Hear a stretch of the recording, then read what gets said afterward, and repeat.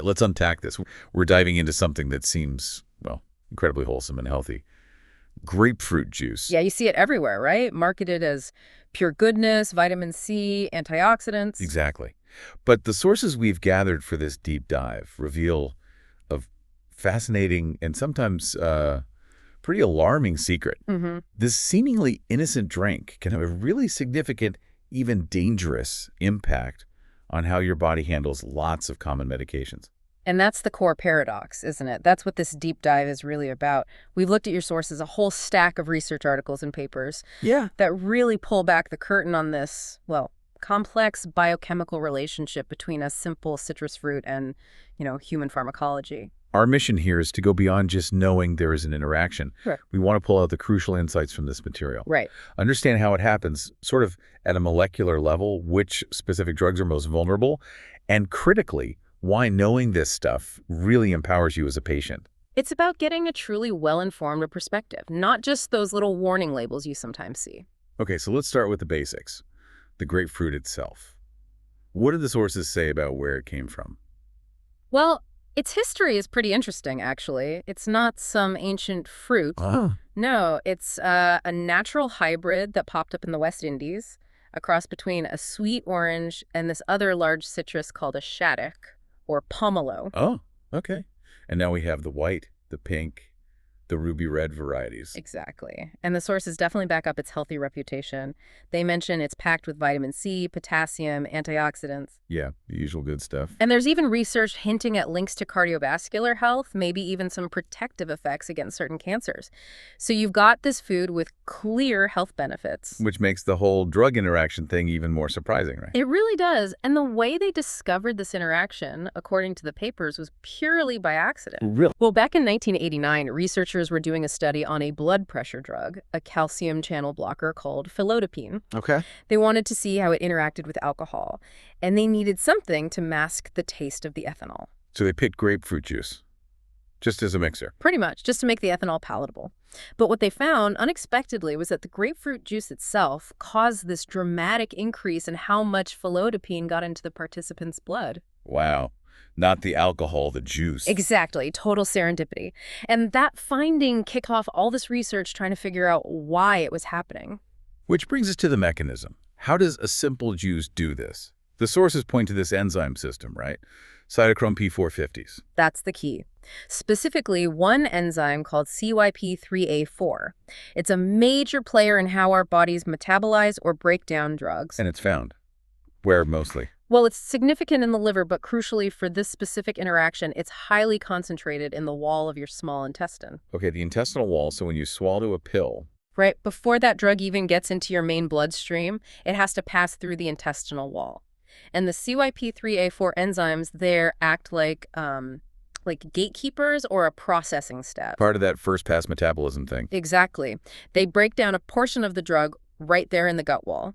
This reduces the amount of drug that actually makes it into your system, what we call its oral bioavailability. So less drug gets absorbed because of this gut enzyme. Correct. But here's the thing.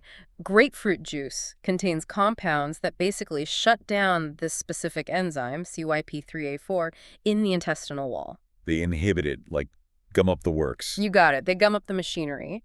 So less of the drug gets broken down in the gut wall. Which means more of it gets absorbed into your bloodstream. A lot more, potentially. Yeah. You end up with much higher drug concentrations circulating in your body than your doctor intended with that dose. And the sources really emphasized something about how it inhibits the enzyme, didn't they? It wasn't just temporary. Yes, this is super important. The inhibition is described as quick to happen, it lasts a while, and critically, it's largely irreversible for the CYP3A4 in the gut. Irreversible, so it actually breaks the enzyme. It seems to bind in a way that effectively inactivates it, maybe even speeds up its destruction. It's not just blocking it for a bit, it's taking it out of commission. Wow, so your body can't just wait for the juice effect to wear off quickly. Nope. To get that enzyme activity back in the gut wall, your body has to physically synthesize brand new enzyme molecules. And that takes time. It does. The sources say effects are still detectable 24 hours later, and full recovery might take 2 to 3 days. Okay, that's huge. That explains why just taking your pill a few hours apart from the juice doesn't always work. Precisely. That time gap often isn't enough to let the enzyme levels recover. And does this affect everyone the same way? No, there's significant individual variability. The research suggests it's linked to how much CYP3A4 enzyme a person naturally has in their gut lining to start with. Ah, so baseline levels matter. Yeah. Someone with high baseline levels might see a bigger jump in drug concentration when they inhibit it, but those baseline levels vary a lot between people, and it's hard to predict. Did the sources mention any other ways grapefruit might interfere?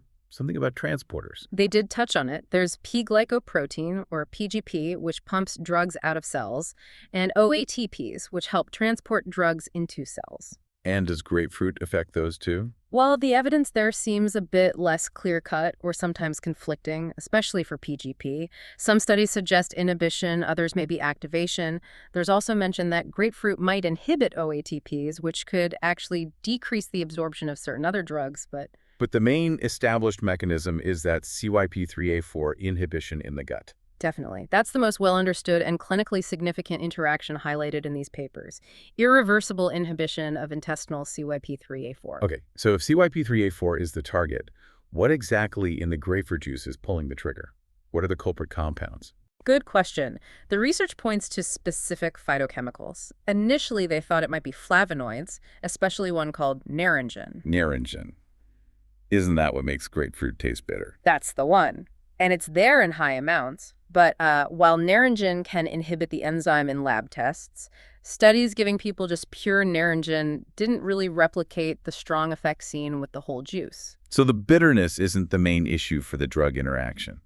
Probably not the primary driver, according to the current thinking in these sources. The evidence now points much more strongly towards a different class of compounds, furanocoumarins. Furanocoumarins, okay. Specifically names like bergamotin and its metabolite, DHB 6'7" -E-hydroxybergamotin. These seem to be the really potent, irreversible inhibitors of CYP3A4 that cause the major clinical interactions. So it's the furanocoumarins, not so much the flavonoids. That's a key insight. It used to be, yeah. And is the amount of these furanocoumarins the same in all grapefruit products? Nope. Another layer of complexity. The levels can vary quite a bit. How so? Well, white grapefruit often has higher concentrations than pink or red varieties. It also depends on, which part of the fruit was used, juice versus pulp, peel versus seeds, how it was processed, stored, even differences between batches. So that variation adds to the unpredictability of how strong the effect might be for any one person. Exactly. Right, let's get practical. Based on the sources, which specific drugs should people be aware of? Which ones are significantly affected? Okay, yeah, the list is pretty long and covers a lot of common medication classes. The main issue is for drugs that are normally broken down quite a bit by that gut CYP3A4. Grapefruit juice means less breakdown, so higher blood levels. Let's go through some categories mentioned in the sources. How about heart and blood pressure medications? Cardiovascular drugs? Big category. Calcium channel blockers are a classic example. Felidipine, the original discovery drug, is on the list. Nisoldipine, too, the sources mention its effect can last for days. Nimodipine as well. Any others? Verapamil is mentioned, though some reports conflict. And interestingly, with amiodarone, an antiarrhythmic drug, grapefruit juice might actually decrease the formation of a more potent metabolite. Oh yeah, you mentioned that. A different kind of outcome. Right. Potentially reducing certain risks, though that's complex. And then there are the statins, the cholesterol drugs. Which ones? Lots of people take statins. Simvastatin and levastatin show really significant interactions, big increases in exposure. Atorvastatin, another common one, is also affected. The sources measure this using AUC. Right, AUC area under the curve, meaning overall drug exposure. Exactly. Higher AUC means your body sees much more of the drug. But crucially, not all statins are like this. Correct. That's really important. The sources clearly state that pravastatin, fluvastatin, and rosuvastatin do not have significant interactions. Because they're metabolized differently. Yeah, not primarily by that gut wall CYP3A4 enzyme. So switching to one of those might be an option if someone needs a statin but loves grapefruit. Definitely a conversation for their doctor. Okay. What about drugs for anxiety, sleep, or other CNS conditions? Yes, some benzodiazepines are affected. Midazolam, especially the oral form, shows a big interaction. And the sources flagged that for kids' dentistry. They did, yeah. Because sometimes juice is used to flavor liquid midazolam for sedation, and that could lead to too much sedation if it's grapefruit juice. Trizolam levels also go up. Others mentioned are buspirone, sertraline, carbamazepine. But again, not all of them. Right. Alprazolam, clozapine, haloperidol listed as generally not having significant interactions. How about antibiotics or anti-infectives? Several mentioned. Sicquinavir, an HIV drug, artemether for malaria, praziquantel for parasites, clarithromycin, an antibiotic, albendazole, antiparasitic. Immunosuppressants, like after a transplant. Absolutely crucial category. Cyclosporine and tacrolimus. Grapefruit juice can really boost their levels, which is risky because these drugs have what's called a narrow therapeutic index. Meaning the dose needs to be very precise. Exactly. Too little, it doesn't work. Too much, it's toxic. So an unexpected boost from grapefruit juice is particularly dangerous. Any older antihistamines. The sources list terfenadine and cisapride, but it's worth noting those were largely pulled from the market anyway. Why was that? Partly because they could cause serious heart rhythm problems, especially if their levels increase due to interactions with things like grapefruit juice or other drugs. Got it. Any other notable examples across different drug types? Yeah, the sources give quite a few more just to show the breadth.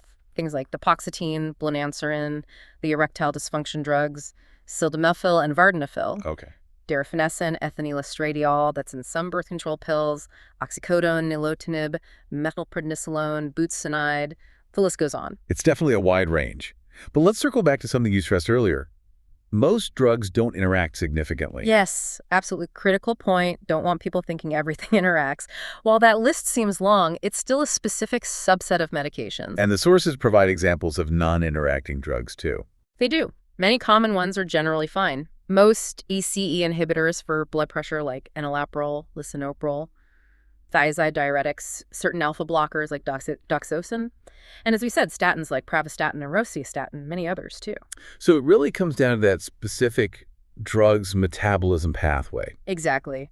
Is it a major substrate for CYP3A4 in the gut? That's the key question. Okay, so given all this, variability, specific drugs, how do you even start to figure out if an interaction is likely to be a problem for a particular person taking a particular drug? The sources offer a pretty neat predictive framework. Basically, ask 3 questions about the drug. Okay, what are they? 1, is it taken orally? Has to be for the gut enzyme to be involved. Makes sense. 2, does it normally have low or intermediate oral bioavailability? Meaning, does a lot of it usually get wiped out by that first pass effect in the gut? Right. If bioavailability is already high, there's less potential for an increase. Precisely. And 3, is it extensively metabolized by CYP3A4? So oral, low-ish bioavailability and CYP3A4 metabolism. If the answer is yes to all 3, the sources say you should expect a significant pharmacokinetic interaction with grapefruit juice, meaning higher drug levels. And what about the person taking the drug? Does their situation matter? Hugely.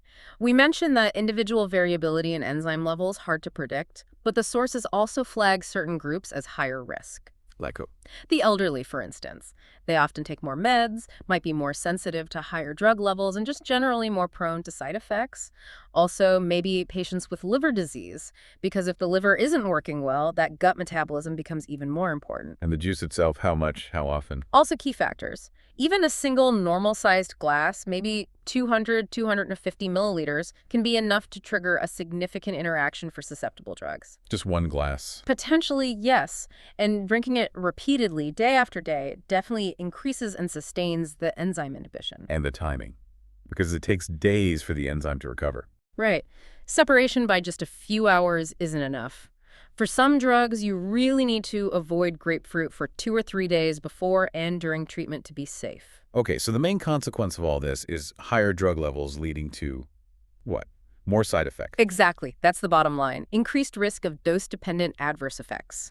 You're effectively getting a higher dose, so side effects normally seen at higher doses become more likely or more severe. And while severe toxicity might be rare overall, the sources did document some really serious cases linked to grapefruit. They did, and these cases really highlight the potential danger.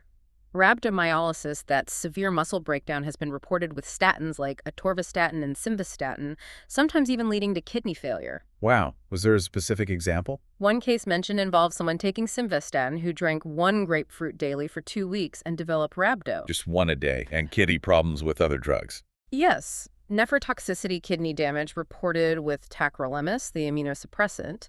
There was that case where someone eating grapefruit marmalade daily had a 500% increase in their tacrolimus level. Marmalade, so it's not just the juice. Correct. The furanocoumarins are in the fruit pulp too. Other reported issues included a severe skin reaction, Stevens-Johnson syndrome linked to ciprofloxacin, and a high juice intake. Any art-related problems? With those older drugs, terfenadine and cisapride, there was the risk of dangerous arrhythmias like torsades de pointe. A case of complete heart block was reported with verapamil and high juice consumption. Yikes. Other examples? Venous thrombosis, like a blood clot linked to ethinylestradiol in someone eating grapefruit daily for 3 days, and even opioid toxicity symptoms with methadone after drinking juice for 3 days. These cases really drive home the point, even if they aren't everyday occurrences. Did the sources mention that idea of doctors using this effect? Briefly, they acknowledge the theoretical possibility of using grapefruit juice intentionally as a booster to reduce the needed dose of certain expensive drugs, like maybe some antivirals or immunosuppressants. Right. But they strongly caution that this is not ready for prime time. Far too much variability, risk of toxicity. It needs way more research and control before it could ever be considered a standard practice. Definitely not something for patients to try themselves. Absolutely not. So, practically speaking, how should this risk be managed? What's the advice? The main recommendation from the sources, especially if an interaction is predicted and there are risk factors, like the patient is elderly, the drug has that narrow therapeutic window, or they're taking other drugs that also affect CYP3A4. Then what? Then the safest course is just to avoid grapefruit products entirely. Juice, fruit, marmalade. And maybe related citrus, too. Good point. The sources suggest avoiding Seville oranges, often in marmalade, limes, and pomelos as well, as they contain similar compounds. Okay. What if avoiding it isn't possible? The main alternative is for the doctor to switch the patient to a different drug in the same class that doesn't interact one that isn't heavily metabolized by CYP3A4 in the gut. Like switching from simvastatin to pravastatin. Exactly. If the interaction risk is deemed lower, maybe just monitoring for side effects could be an option, but avoidance is definitely preferred for high-risk situations. And this is where pharmacists become really important, right? Absolutely crucial. The sources really emphasize the pharmacist's role in counseling and education here. How so? Well, they're often the most accessible healthcare professional. They can look at your whole medication list. Prescription over the counter. Right. And they know the properties of these drugs, how they're metabolized, their bioavailability.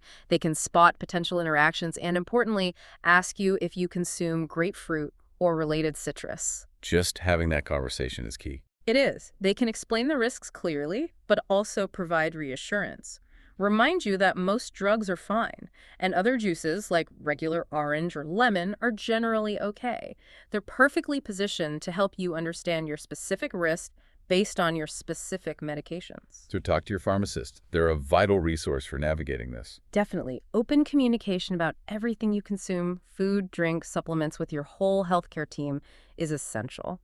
So wrapping this up, our deep dive shows grapefruit juice, despite being healthy in many ways, is a potent and surprisingly long-lasting blocker of that key gut enzyme, CYP3A4. Which can dangerously increase the levels of many common medications, raising the risk of significant side effects. And while the effect varies a lot, depending on the drug, the juice, the person, the potential for serious problems means awareness is absolutely critical for everyone involved, patients and healthcare providers alike. You know, this dive into the sources really highlights how incredibly complex the interaction is between what we eat and drink, even seemingly simple things, and how our bodies process medications. Just one common food item having such a dramatic effect. It really makes you wonder, doesn't it? Beyond grapefruit, what other subtle but significant food-drug interactions might be lurking out there? Or supplement drug interactions? We know about some, like St. John's wort, but are there others we're missing? That's the provocative thought, isn't it? How can being a more informed patient, someone who's curious and talks openly with their doctor and pharmacist about everything they consume, not just prescriptions, how can that help you navigate your own health more safely? It really underscores the need to look at the whole picture,